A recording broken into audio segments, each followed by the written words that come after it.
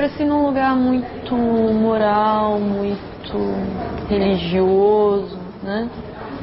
A famosa moralidade cristã, a tradicional família cristã. E haviam algumas coisas que já me incomodavam.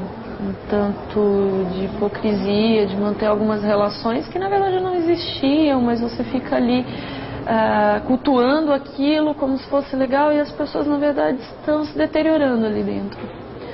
Algumas dessas coisas já me incomodavam bastante. Tinha de haver uma alternativa para tudo aquilo.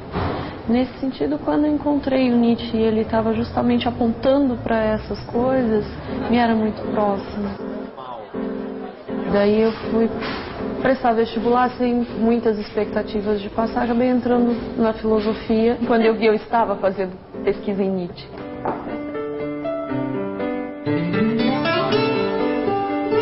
O filósofo alemão Nietzsche viveu de 1844 a 1900.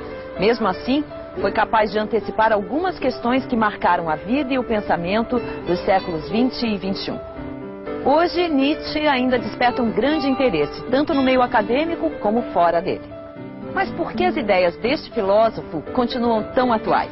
Para respondermos esta questão, a filósofa Viviane Mosé apresentará alguns dos principais temas da filosofia de Nietzsche. O número de teses sobre o Nietzsche no mundo é impressionante, é imenso. Nietzsche vende, mesmo que as pessoas não necessariamente consigam acompanhar, porque é um filósofo extremamente erudito, né? Quer dizer, ele vem de um outro tempo, então a escrita é uma escrita, de certa forma, dura. A gente tem que ter um tratamento para nos aproximar desse pensamento. Mas ainda assim, o Nietzsche vende como água, é uma coisa impressionante. Quando você se relaciona com o pensamento do Nietzsche, uma coisa que é evidente desde o início, principalmente para quem é um aluno recente, essa professora não está dando aula de filosofia, ela está mostrando para a gente que a filosofia não é interessante, não é bacana. Quero dizer, Nietzsche é extremamente crítico à história da filosofia. Nietzsche é um pensador do século XIX. Século XIX é marcado por uma euforia moderna, a euforia de que a ciência do futuro, ou, melhor dizendo, é interessante relacionar a modernidade com o futuro, né? É na modernidade que nasce essa paixão pelo futuro. No futuro o mundo será melhor, no futuro as coisas serão diferentes, né? Coisa que era muito comum na década de 50, que é viver preparando a vida para os filhos no futuro, né? Porque o futuro era sempre visto com uma boa perspectiva. Então, o século XIX, de forma geral, né? Principalmente da perspectiva do Nietzsche, como Nietzsche leu o seu século, foi um século marcado pelo máximo dessa crença na ciência e no pensamento como um veículo de transformação social, né? Principalmente a ciência. Através da ciência e da filosofia, mas principalmente da ciência, nós resolveríamos as dores.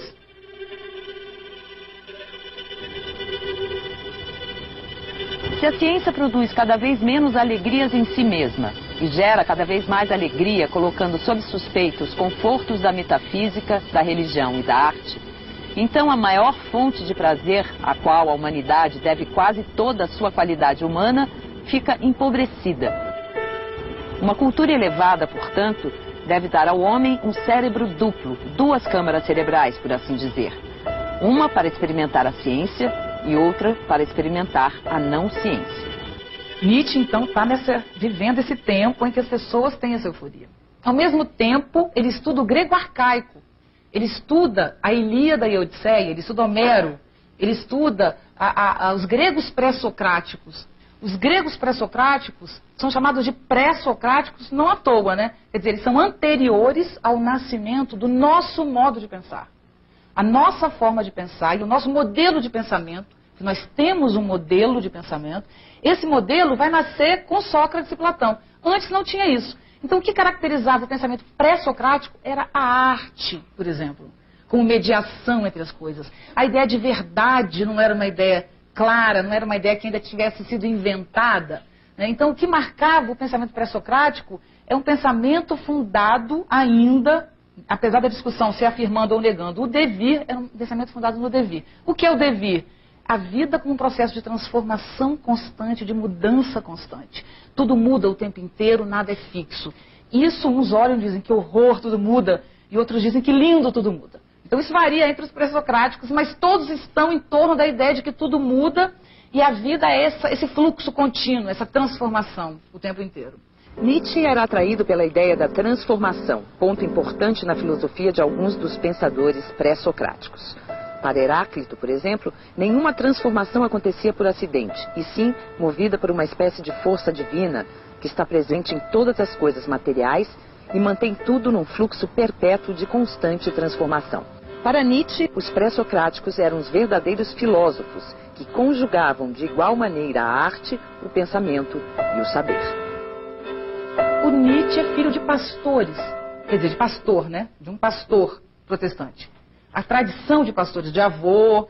Então, o Nietzsche está inserido numa cultura cristã extremamente forte, né? Essa guerra, né, que é a modernidade, o cristianismo e o pensamento arcaico, fez a cabeça desse ser humano acontecer alguma coisa ali, e aí ele chega a dizer, eu não sou um homem, sou uma dinamite. Isso foi criando uma coisa que explode um pensamento extremamente rico para a época e que marcou o fim do século XIX e marcou o século XX. Eu costumo dizer, talvez por ser apaixonada pelo Nietzsche, completamente, puxando a brasa para a minha sardinha, mas eu acredito piamente que o século XX passa por Nietzsche necessariamente, ou gostando ou negando. Mas é muito difícil o século XX desconsiderar esse cidadão.